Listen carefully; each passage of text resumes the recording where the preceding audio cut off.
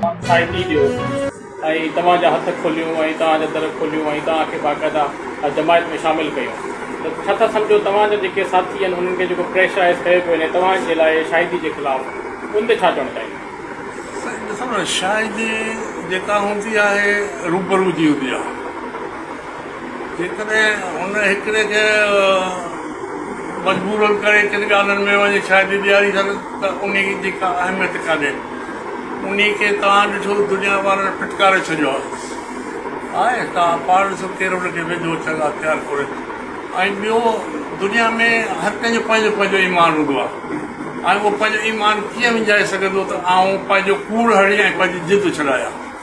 पीर पागर जे अॻियां जेको बि माण्हू बयानु ॾिए थो उहो असांजे ईमान मुताबिक़ त उहो आहे हिकिड़ो कसब ते, ऐं उहो कसब ते पंहिंजो ईमान कीअं विञाईंदो त सही ऐं फलाणे चयो उहो त हिकिड़ो कसब ते चई वेंदो। उनखे सभिनी खे ख़बर आहे उहो पंहिंजी दिलि वजहनि सां विया, पंहिंजी मोहबत में विया। ऐं असां जीअं ॾिसो न, वरियाबाणी हिकिड़ो तरीक़ो आहे, असां हिकिड़ी रत आहियूं, ठीकु आहे। उहो उन में ज़रूरु ॿ टे दाणा ॿिया बि मिली वेंदा आहिनि, पर पोइ वक़्त ते उहा गलबाश ते थोरा टिड़ी वेंदा आहिनि।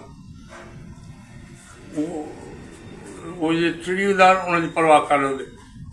पर उहे इन जे करे सॼी जमायत जेॾी महिल ॿुधो त वरियाम जो ही फ़ैसिलो थियो आहे, हुननि वरियाम जी मुखाई कान कई घुरी, पर हुननि थिए सम्झो त पीर पागारो आहे, शायदि वरियाम एॾी ग़लती आहे जो एॾी सज़ा पई मिले त उहा विया उनजी माफ़ी वठण लाइ। जेका थी आहे उहा ग़लतीअ जी असांखे माफ़ी मिले, न की चयो हुनजी चाहत हुई त का असांखे बुखाई वापसि मिले।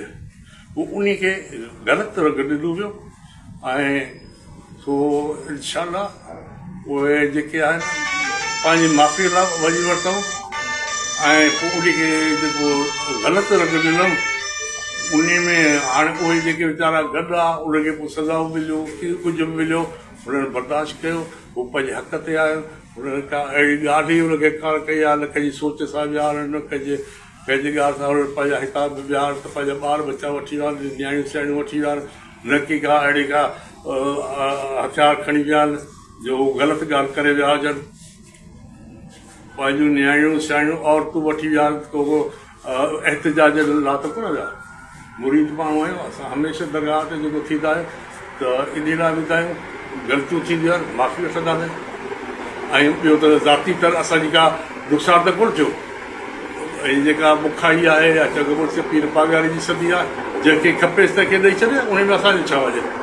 असांजी त सदी बुरी जी आहे न, उहा बुरी जी त असांजी आहे न, उहा त केरु असांखे कोन फुरे सघे न की फुराए सघे। बुरी त आहियूं, रहंदासीं, उन्हनि खे ॿार कंहिंजा भोरो आहे, बाक़ी उन्हनि वीचारनि असांजे लाइ माफ़ी घुरी आहे ऐं उहे अॼु बि उन ते पंहिंजी जेका क़ाइमु ग़ाइबु आहिनि त असांखे माफ़ी मिले।